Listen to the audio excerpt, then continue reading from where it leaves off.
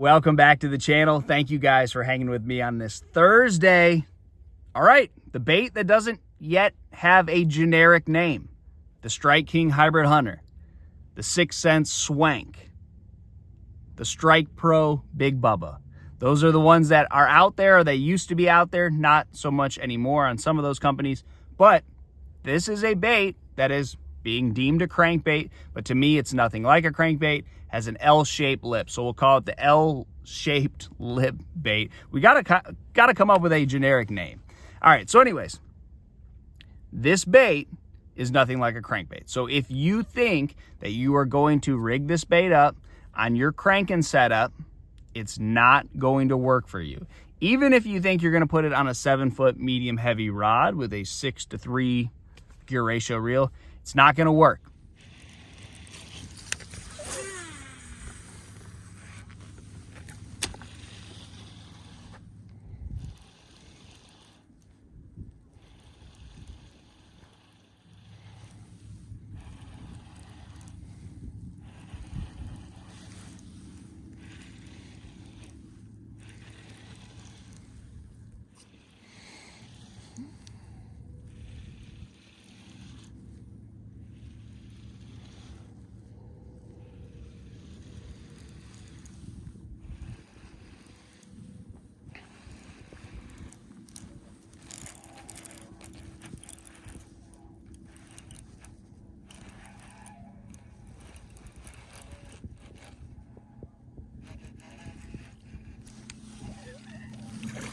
Oh, whoa, whoa, whoa.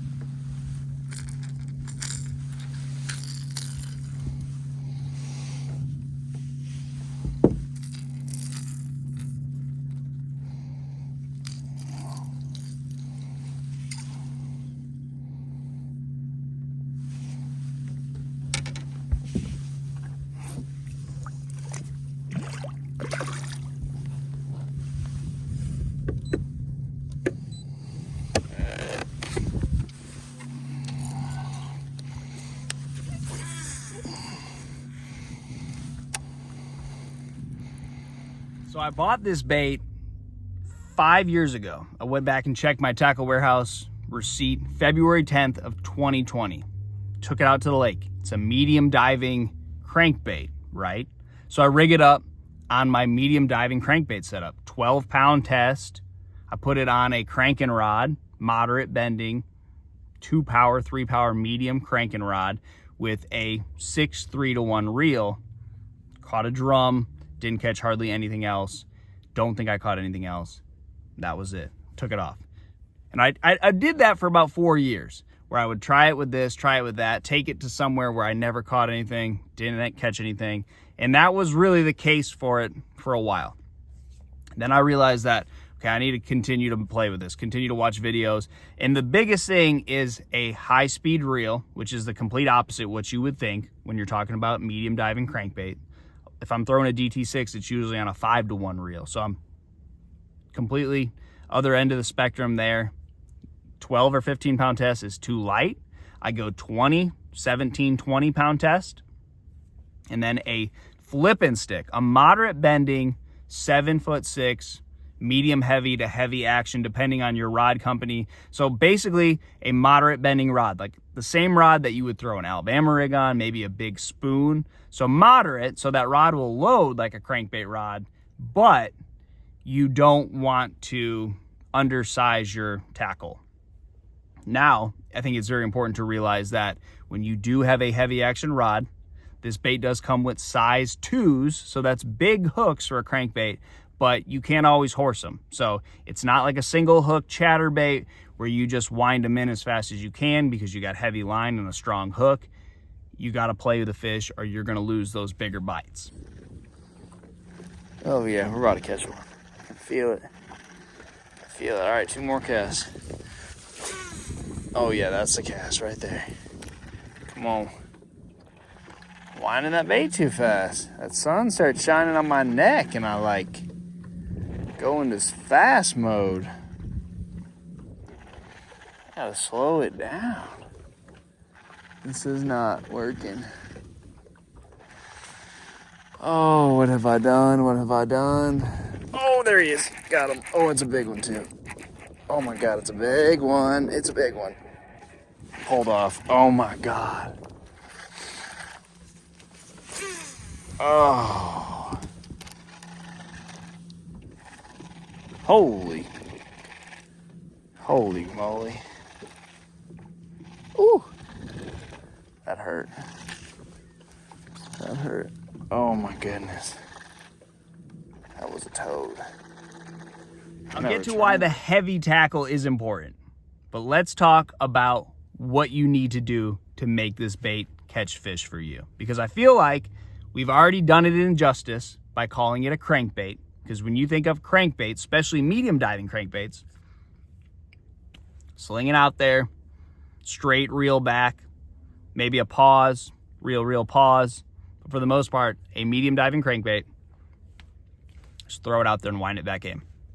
You can't do that with this bait. The cadence, the way you work the bait is everything. So when we're talking about how to catch fish on the bait, I would compare it a lot to like swimming a jig, pulsing it, doing the Alabama shake, where if you don't have the right setup, the right line, the right rod, the right reel, you're just not going to be able to do it how you need to do it. So like the Alabama shake, you got to have the right setup. If you try to bring it out there, 7-foot medium heavy is just not going to work.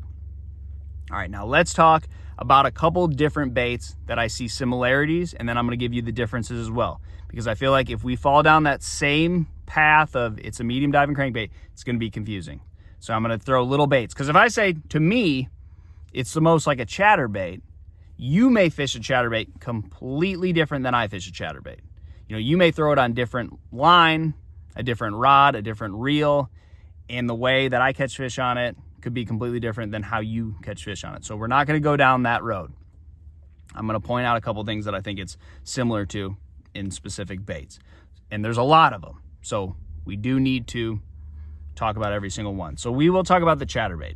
I do think it fits a lot of the same situations that a chatterbait fits. Now, obviously it's completely different looking. It has a similar profile. You know, it's a similar size, but obviously looks completely different. Now it hunts, you know, it kicks out like a chatterbait does. So I think that is what is going to get you a lot of those big bites. Now, it is very buoyant. So let's talk about normal crankbaits. So when you're cranking grass with a square bill or a rounded bill shallow diving crankbait, feel that grass, it's going to float up out of the grass. The opposite of a lipless crankbait. So that's what it's doing. You're going to have it reeling into the grass, or if you don't have any grass, you're reeling it into the bottom of your lake and you're letting it come up. Very buoyant. It wants to continue to come to the top. So we have now covered a lot of the same situations that you would throw a chatterbait, a lot of the same situations that you would throw a medium, shallow running crankbait. And now it's a lot like a lipless. The action is very subtle, doesn't do a whole lot. Now, where it's different than a lipless and some of those other baits, depending on your lake, is you don't need wind. You can throw it on a calm, slick day.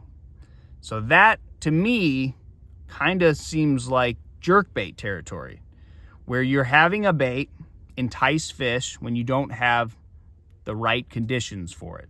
You know, you don't need a perfect day to catch them on this bait. So, like a jerkbait, as you stop moving that bait, it's going to be doing something to a degree. So like the second you stop jerking it, it jerks, and then it's sitting right there or whatever, but it has this allure to it. And I think that's what this bait does, is when you're pulsing it and moving it and kind of working it, sweeping it,